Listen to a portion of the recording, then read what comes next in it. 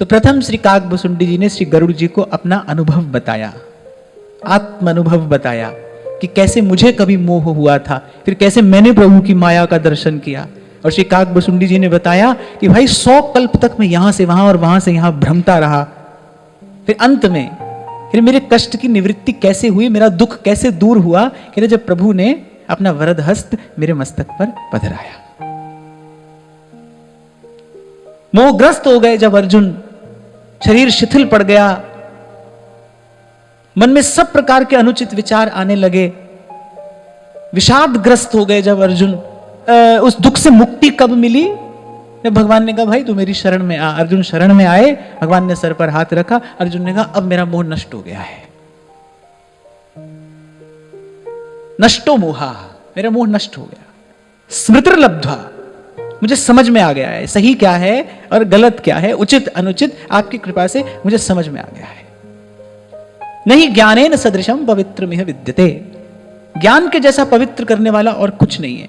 और मैंने कभी आपको संकेत किया था, मन की पवित्रता ही मन की शक्ति है। ध्यान रखना, जो जितना सरल होगा वो उतना ही सशक्त भी होगा। मन की सरलता, मन की निर्मलता, मन की पवित्रता ही मन की शक्ति है। आपके मन में जितने मोड़ होंगे, आपके मन में जितने पेच होंगे,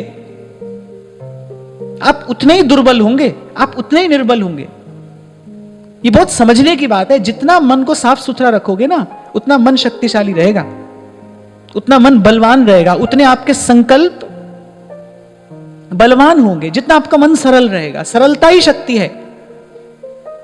खींच लेता है ना बालक अपनी ओर, कि बिना किसी परिचय के, आप बिल्कुल जानते नहीं किसका बालक है, कौन है, चलते चलते रास्ते पे एक बड़ा प्यारा सा बच्चा देखा, आप खींचे चले जाते हैं उसकी ओर। उसकी निर्मलता, उसकी निश्चलता खींच लेती है। ऐसे भगवान को भी खींच लेती है किसी की निर्मलता अपनी ओर। खींचे चले जाते हैं भगवान किसी निर्मल को देखकर, किसी भोले भाले को देखकर। और एक बार नहीं, मैंने तो जीवन में अनेक बार इसका अनुभव किया है, अनेक बार मैंने इसका अनुभव किया है। कोई भोला भाला मन आपके हृदय से सारी शुभकामनाएं, सारे आशीर्वाद लेकर चला जाता है। आप देना नहीं चाहते, पर फिर भी वो ले जाता है। उसकी जो निर्मलता है ना, वो खींच लेती है। निर्मलता ही शक्ति है, सरलता ही शक्ति है। और क्या कहें, निर्मल मन वाला भगवान को पा लेता है। उसके लिए और क्या पाना असंभव है। जब भगवान कह रहे हैं निर्मल मन जन सो मोहि पावा, निर्मल मन वाला तो भगवान को पा लेता है, उसके लिए और क्या पाना असंभव है।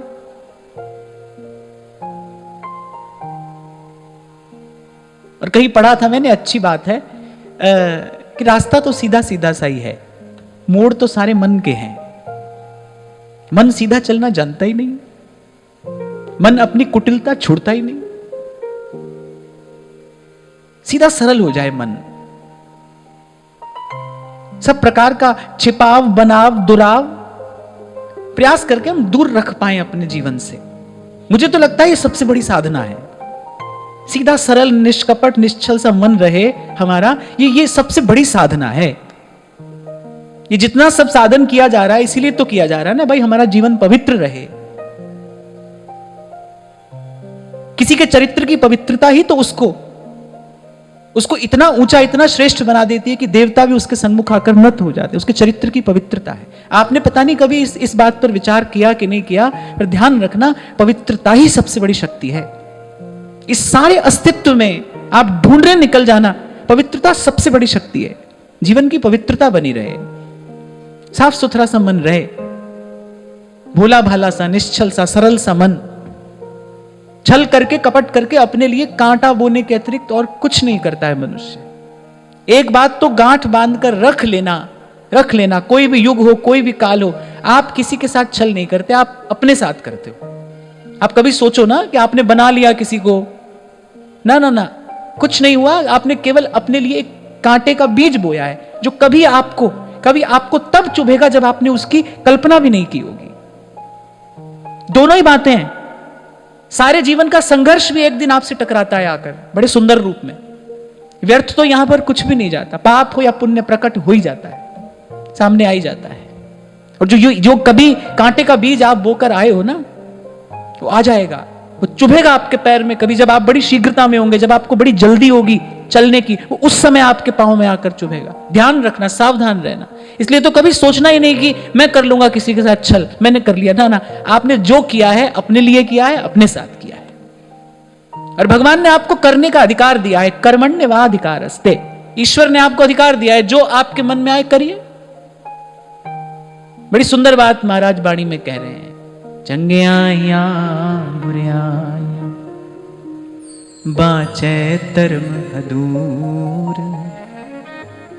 करनी आपो आपनी के नेड़े के दूर।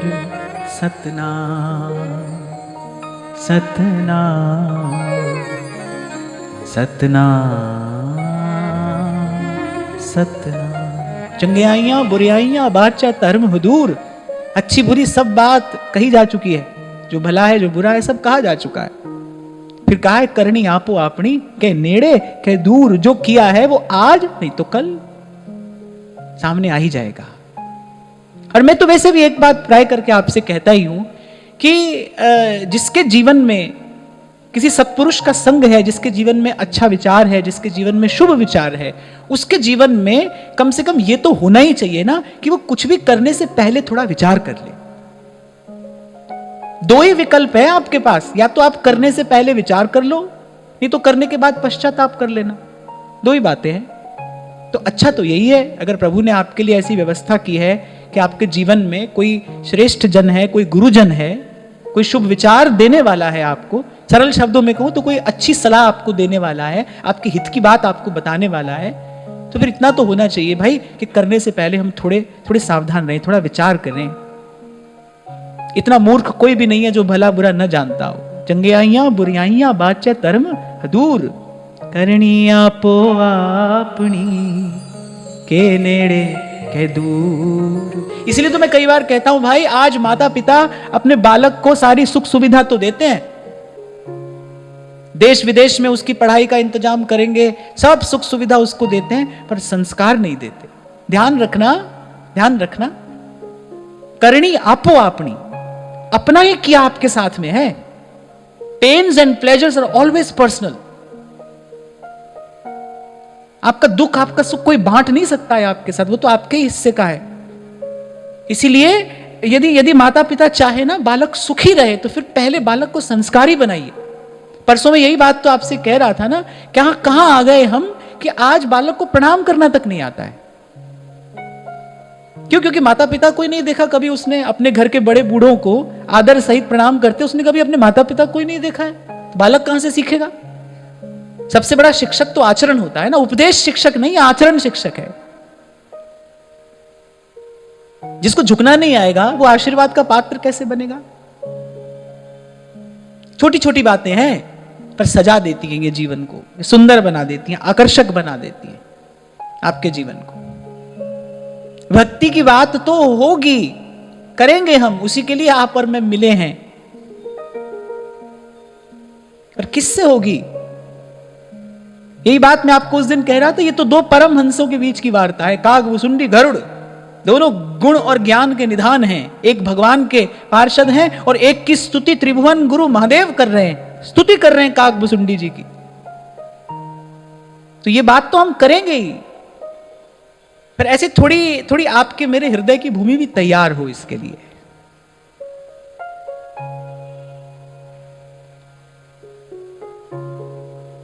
तो काग वसुंडी ने कहा, कैसे मैं भी मोहित हो गया था, प्रभु ने मुझ पर कृपा की, अपना वरद हस्त मेरे मस्तक पर पथराया और सब दुख दूर हुए जब तेरा नाम लिया।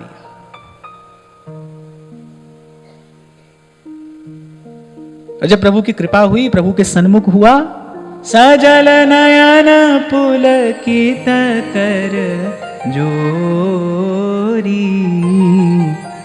कीनी हूं बहुविधि विनय बहोरी। मैंने भगवान की बहुत बहुत स्तुति की, बहुत स्तुति की। जब मन निष्काम हो ना, तब स्तुति सुखदायक होती है। जब हम कुछ लेने के लिए स्तुति कर रहे हैं ना, तो वो वस्तुतः स्तुति नहीं है, चापलूसी है, चाटुकारिता कहते हैं।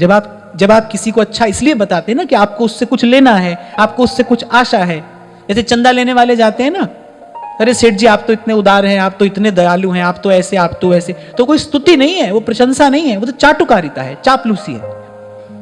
अब आप देख लेना कि आप कितनी बार भगवान की स्तुति करते हो, कितनी बार चापलूसी करते हो। चाटुकारिता में कोई सुख नहीं है। चाटुकारिता करने वाले का मन तो और मैला हो जाता है, क्योंकि छल है ना, ये तो कपट है।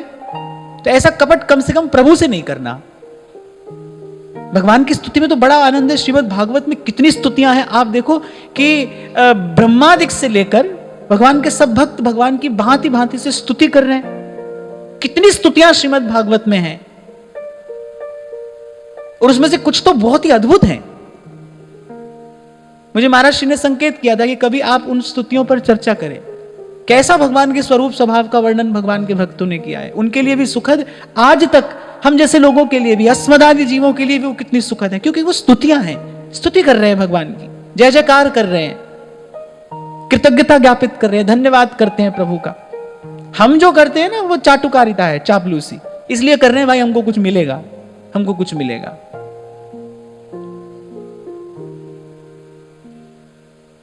इसीलिए तो जीवन इतना नीरस है, क्योंकि व्यापार बुद्धि छूटती नहीं। एक बार छोड़कर देखो, एक बार छोड़कर देखो, एक बार दोनों भुजा उठाकर और कह दो प्रभु से, जहां ले चलोगे वहीं मैं चलूं। यही आकर काकभुसुंडी जी को भी विश्राम मिला। भगवान की माया देखी, यहां भटके वहां भटके, यहां गए वहां गए, अंत में कहा त्राहि त्राहि भगवंत, हे प्रभु बस मैं आप शरण में हूं, आपकी शरण में हूं। ठाकुर तुम शरणाई आया, आपकी शरण में हूं। फिर मैंने स्तुति की। ये एक शब्द पर विचार करना मुझे आवश्यक लगा। स्तुति बड़ी सुखद है, पर स्तुति और चाटुकारिता में भेद है। हम चाटुकारिता करते हैं, प्रभु आप ऐसे हैं, प्रभु आप वैसे हैं। क्यों? क्योंकि भाई मन में कुछ है, कुछ लेकर गए हैं भाई, ऐसी स्तुति करेंगे तो ऐसा कुछ मिलेगा। सारे शास्त्र पुराण इसी से भरे पड़े हैं। सब कह लेने के बाद अंत में क्या है? महात्म्य है, ऐसा करने से ऐसा होगा, ऐसा करने से ऐसा होगा। सब एक और करके, सब एक और करके, बालक की तरह। जैसे छोटा सा बालक होता है ना, कभी मां को दुलारता भी है, कभी बिना ही बात के खींच भी जाता है, क्योंकि उसको कोई अपना काम नहीं बनाना है ना।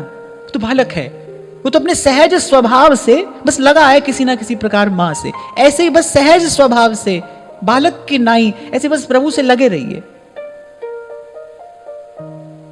ये अपने पांव में गड़ा कांटा तो भाई आपको निकालना ही पड़ेगा, नहीं तो यात्रा सुखद नहीं हो सकती। पांव में कांटा लगा हो तो चलना कैसे सुखद हो सकता है?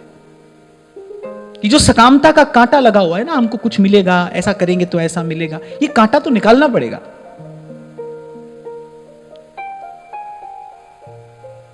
तो फिर काकभुसुंडी कह रहे, मैंने स्तुति की, भाव भरी स्तुति सुनकर प्रभु प्रसन्न हो गए।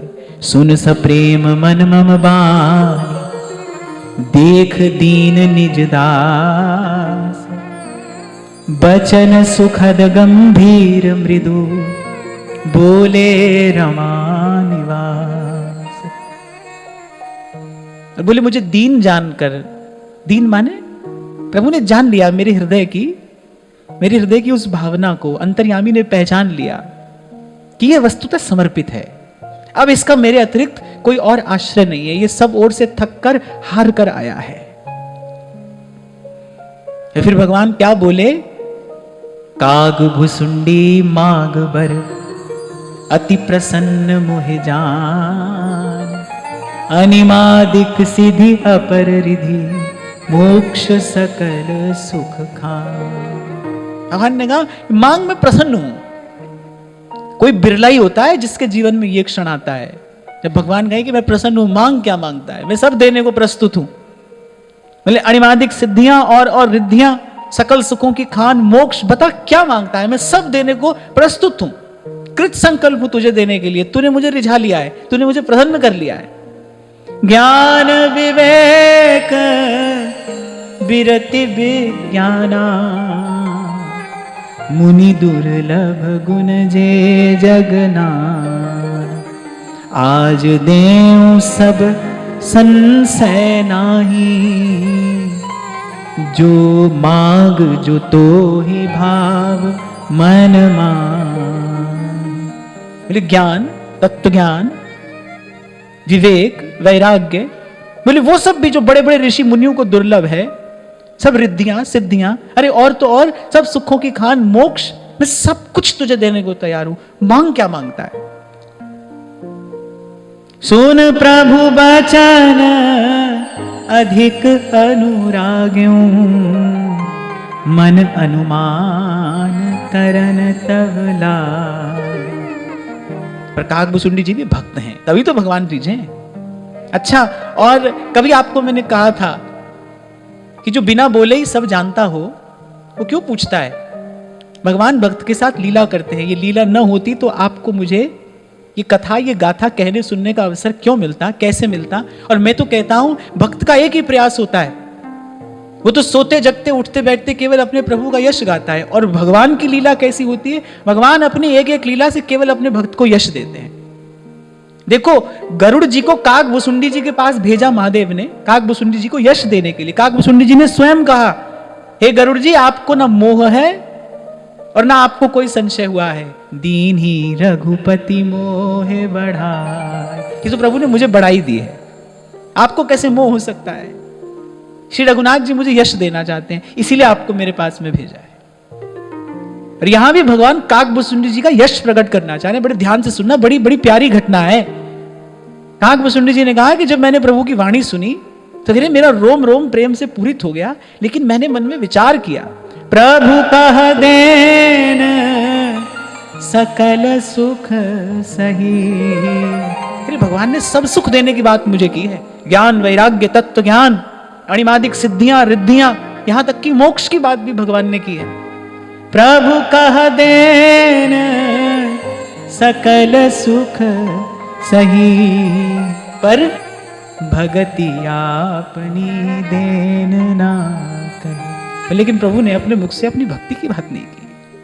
और श्रीमद् भागवत में महर्षि वेदव्यास कह रहे हैं, मुक्तिम ददाति करहिचित् स्मन भक्ति योगम। बोले मुक्ति देता हूं पर भक्ति नहीं देता हूं। कह रहे हैं भगवान अपने मुख से ही कह रहे हैं, नहीं देता हूं, मैं सहजता से अपनी भक्ति नहीं देता हूं। स्म न भक्ति योगम।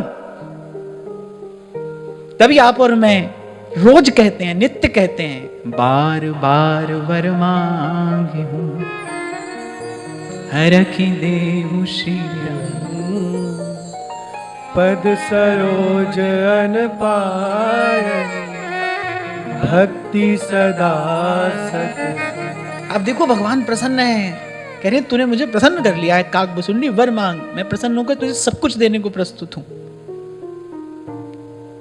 आप देखो कैसा हमारा मन है, संसार के छोटे से प्रलोभन पे भी लुभा जाता है, मन इत उत चल जात। कहां देखो काकभुसुंडी जी के सन्मुख त्रिलोकीनाथ खड़े हैं, तीनों लोकों के स्वामी, प्रसन्न। कह रहे हैं भगवान मैं प्रसन्न हूं तुझसे, वर मांग, क्या मांगता है। और उस समय भी काकभुसुंडी विचार कर रहे हैं कि देखो भगवान ने सब कुछ लेने को कहा है, अपनी भक्ति की बात नहीं की है, भक्ति नहीं कही। तभी श्री महाप्रभु जी ने श्री नाहरमल जी से कहा था, श्री जी की सेवा कर रहे थे, नाहरमल जी ने कुछ कहा ऐसा जो महाप्रभु जी के कोमल हृदय को चोट पहुंचा गया। और श्री महाप्रभु जी कहने लगे, नाहरमल ध्यान से सुन, जो भगवान की आराधना करते हैं उनको भगवान कोटि कोटि वरदान दे देते हैं और अपना पीछा छुड़ा लेते हैं, लेकिन वो अपने चरणों की निष्काम निष्किंचना भक्ति किसी को नहीं देते। इसीलिए कहते हैं, नाथ भगति अति सुखदायनी, देहु कृपा कर अनुपायनी। अनुपायनी भक्ति है। अरे वो अपनी भक्ति किसी को नहीं देते, क्यों? क्योंकि फिर भक्त के हाथों तो भगवान को बंध जाना पड़ता है, फिर भगवान बंध जाते हैं, फिर वो टस से मस नहीं हो सकते।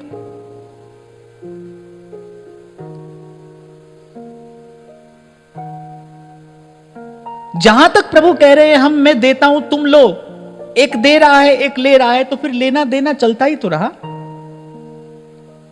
फिर व्यापार चलता ही तो रहा। प्रहलाद जी तो बड़े उदास हो गए थे जब भगवान ने कहा कि बेटा मांग, मैं तुझे कुछ देना चाहता हूं। प्रहलाद जी ने कहा, हम इसलिए थोड़ी आपका भजन कर रहे हैं कि आपसे कभी कुछ ले, आपसे कुछ लेने के लिए आपका भजन नहीं करते। अभी भक्ति मार्ग के आचार्य हैं प्रहलाद, अद्भुत सिद्धांत की प्रतिष्ठा कर जाते, कहते प्रभु फिर देना है, फिर ऐसा कुछ दीजिए कि अनंत काल तक आपके अतिरिक्त किसी कामना का हमारे मन में उदय ना, आपके अतिरिक्त हम कुछ चाहे नहीं, बस ये दे दीजिए, क्योंकि हमें अपना भरोसा नहीं है। अपने मन का विश्वास कैसे करें? आज मन ऐसा है, कल कैसा हो जाए। आप दे दीजिए, आप ये अलभ्य दान हमें दीजिए, आप इस दुर्लभ वस्तु का दान हमें दीजिए, ये अलभ्य लाभ हमें प्राप्त हो कि आपके अतिरिक्त हम कुछ चाहे नहीं। बाबा फरीद कहते हैं, कहते लंबी रात जुदाइयां दी, बहुत जन्मों से बिछड़े हैं आपसे, कहते लंबी रात जुदाइयां दी, पर सानू चन्ना तू चाहिदा है, नहीं लोड़ कमाइयां दी। और कुछ नहीं चाहिए अब आपसे, केवल आपकी इच्छा है। भक्ति अर्थात भगवान की इच्छा। किसी भी दृष्टिकोण से इस वाक्य को आप कहें, भक्ति अर्थात भगवान की इच्छा, यानी केवल भगवान को प्राप्त करने की इच्छा और भगवान की इच्छा। भक्त के लिए भगवान की इच्छा ही उसकी अपनी इच्छा है, भगवान की इच्छा। तो काकभूषुंडी विचार कर रहे हैं, प्रभु कह देन सकल सुख सही।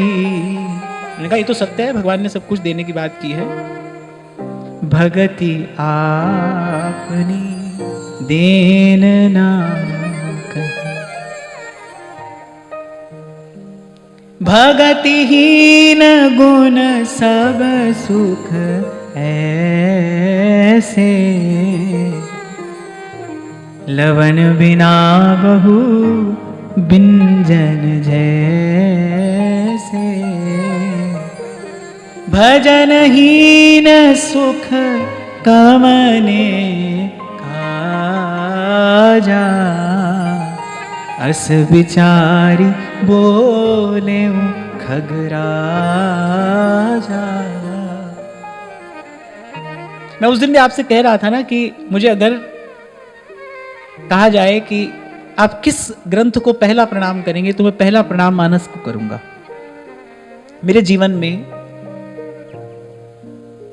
भक्ति भाव से प्रथम परिचय कराने वाली तुलसी बाबा की मानस है, और उसमें भी जो ये उत्तरकांड है, और उसमें भी जो ये श्री काकभूषुंडी और गरुड़ जी का जो संवाद है, ये मुझे प्राणों से भी अधिक प्रिय है। काकभूषुंडी कहते भजनहीन गुण सब सुख ऐसे, लवन बिना बहु व्यंजन जैसे। यदि सब सुख हो, जीवन में सब सुख हो, पर भगवान का भजन नहीं हो, तो कहते बिल्कुल ऐसा ही है जैसे सब व्यंजन तो हैं, पर उसमें कोई नमक डालना भूल गया या फिर मीठा डालना भूल गया है। भजनहीन सुख कवने काजा। चलिए, भजन बिना फिर कोई सुख किस काम का है? भजन माने ऐसे प्रेम, अनुराग, प्रभु से प्रीति। आप कहीं दूर न जाओ, आप अपने ही जीवन में देखो, आपके पास सब साधन सामग्री हो, लेकिन आपसे प्रेम की दो बात करने वाला कोई ना हो, वो जड़ वस्तुएं आपको कितनी देर तक सुखी रख पाएंगी? कहां तक आप सुखी रह पाओगे? कहां तक आप प्रसन्न रह पाओगे? और उसके विपरीत जीवन में दुख हो, प्रतिकूलता हो, पर कोई निर्मल निश्चल मन से आपका साथ देने वाला हो, तो आप उस कठिन घड़ी को पार कर जाते हो। ये तो व्यक्ति माया मोह सब जग जंजाला, जात न जान्यो दुर्लभ काला। ये तो व्यक्ति भ्रम में पड़ा, प्रेम की सत्ता का अनुभव नहीं कर पाता, प्रेम की सत्ता को पहचान नहीं पाता। नहीं तो दूर जाने की आवश्यकता ही नहीं। अपने जीवन में आप देखो, जीवन में जो भी रस, जो भी सुख है ना, वो किसी वस्तु या व्यक्ति के कारण नहीं, तो प्रेम के कारण है। जीवन का रस तो प्रेम है। कोई निर्मल निश्चल मन से आपका साथ देने वाला हो, तो आप बड़ी से बड़ी परिस्थिति से लड़ जाते हो, जुट जाते हो। और वहीं दूसरी ओर सब सुख सुविधा की सामग्री हो, पर कोई प्यार से बात करने वाला नहीं है, वो व्यक्ति अंत में अवसाद में पहुंचता है, डिप्रेशन। वो व्यक्ति विषाद में जाकर पहुंच जाता है। तो जीवन का रस तो प्रेम ही है। सोई बात श्री काकभूषुंडी कह रहे हैं, भजनहीन सुख कवने काजा। कह रहे मैंने मन ही मन विचार किया, भाई प्रभु ने सब बात बोली और अपने भजन की बात, अपनी भक्ति की बात नहीं बोली। श्री काकभूषुंडी जी ने विचार किया, भाई भगवान की भक्ति के बिना, प्रभु के भजन के बिना, प्रभु के चरणों में प्रीति के बिना, प्रभु के अनुराग के बिना ये सारे सुख किस काम के हैं? ये कब तक मुझे सुख देंगे? तभी गुरु साहब कहते हैं, कूप नीर बिना धेनु क्षीर बिना, धरती में बिना, जैसे तरुवर फल बिनहीना, जैसे तरुवर फल बिनहीना, तैसे प्राणी हरि नाम बिना, सुमिरन कर ले मना, तेरी बीती जाती उम्र, हरि नाम बिना, सुमिरन कर ले मना। श्री काकभूषुंडी जी कह रहे कि ये विचार कर फिर मैं प्रभु के सन्मुख बोला, जो प्रभु होई प्रसन्न बर देहु। बोले प्रभु अगर आप प्रसन्न ही हैं, राजी खुशी दे रहे हैं मुझे, मोह पर करहूं कृपा करुणे। आहा, बड़ी मधुर और बड़ी गंभीर बात श्री काकभूषुंडी जी कह गए। बोले जो प्रभु होई प्रसन्न वर देहु, अगर आप प्रसन्न होकर वर दे रहे हैं तो फिर मोह पर करहु कृपा अरु नेहु। बोले मुझ पर कृपा भी करिए और मुझ पर प्रेम भी बरसाइए। क्यों? क्योंकि मैं जान गया हूं कृपा करके आप ये सब वस्तु देते हैं, लेकिन आप अपनी भक्ति तो उसी को प्रदान करते हैं जिस पर आपका विशुद्ध प्रेम होता है, जिस पर आपकी विशुद्ध विशेष कृपा होती है। इसीलिए कहा कि केवल कृपा से अब हमारा काम नहीं चलेगा, कृपा तो आपकी सब पर है। जो प्रभु को माने उस पर भी है, न माने उस पर भी है। जो प्रभु की स्तुति करता है उस पर भी भगवान की कृपा है, और जो प्रभु को अपशब्द कह रहा है उस पर भी भगवान की कृपा है। भाई सदगति तो भगवान ने शिशुपाल को भी दी, 100 गाली सभा के बीच में दे रहा है भगवान को, तो कृपा तो भगवान की सब पर है। तो काकभूषुंडी जी ने कहा अब आप प्रसन्न हैं तो फिर कृपा तो आपकी सब पर है, हम पर कृपा भी करिए। मोह पर करहूं कृपा अरु नेहु, मन भावत वर मांगऊं स्वामी, तुम उदार पुर अंतर जामी। तो फिर कह रहे मैं मन भाया वर आपसे मांगता हूं। आप उदार भी हैं और मन की बात जानने वाले भी हैं। उदार किसको कहते हैं?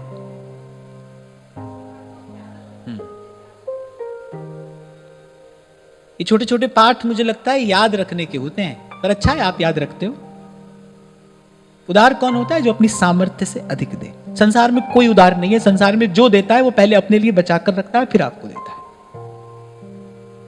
संसार में कोई उदार नहीं है। कोई बिरला यहां पर उदार दर्शनीय है भगवत कृपा से, वो बात दूसरी है। एक्सेप्शंस आर ऑलवेज देयर, अपवाद सब समय होता है। पर ऐसे अगर देखा जाए तो संसार में कोई उदार नहीं है। उदार प्रभु ही हैं या फिर प्रभु के भक्त हैं। ऐसो को उदार जग माही। और कैसी उदारता है? बिन सेवा जो द्रवय दीन पे राम सरिस को ना। एक तो बिना ही सेवा के प्रसन्न हो जाते हैं और फिर प्रसन्न होकर दुर्लभ वस्तु का भी दान कर देते हैं। इसलिए तो आपसे कई बार कहता हूं भाई, प्रभु से ही मांगना हो तो फिर विशेष वस्तु मांगनी चाहिए ना, जो आपको अपने प्रयास से ना मिल रही हो वो मांगिए प्रभु से। ये धन संपत्ति है, पद प्रतिष्ठा है, जो जय जयकार है, ये सब तो कर्म की गति है। कभी आपने किया, आज आपको मिल रहा है। संत नहीं समझाते तो हमको भी आश्चर्य होता, पर संतों ने समझा दिया भाई, कर्म की गति न्यारी। मूर्ख को तुम राज दिए हो, पंडित फिरे भिखारी। उज्ज्वल वर्ण दीनी बगुलन को कोयल कर दी कारी। जो बड़ा योग्य व्यक्ति है वो बेचारा अभावग्रस्त देखा जाता है, और जो निपट गमार है उसकी यहां पर पूजा हो रही है, क्या कारण है? क्या कारण है? ये कर्म की गति है भाई, और कुछ नहीं है। तो ये तो भाई ऐसे अपने अपने करने से सब मिल ही रहा है थोड़ा घना। अब प्रभु से मांगना हो तो कोई विशेष वस्तु मांगिए ना, विशेष। और 2 दिन पहले मैंने आपको बताया, विशेष अर्थात जो साधारण ना हो, एक्स्ट्राऑर्डिनरी, जो साधारण ना हो। साधारण क्या है? वस्तु ना देखिए, मिला और खो गया, खोया और पाए, सब साधारण है। साधारण बात है ना भाई, आया गया, खोया पाया, ये सब साधारण है। वस्तु कोई भी हो, पर ये क्रम तो चल ही रहा है ना, पा रहे हैं, खो रहे हैं, खो रहे हैं, पा रहे हैं, आ रहे हैं, जा रहे हैं। तो कुछ ऐसा हो जो सदा रहे, जो स्थिर हो, सदा रहे, वो विशेष है। तो फिर भगवान से ही मांगना हो तो कोई ऐसी वस्तु मांगिए ना जो विशेष हो।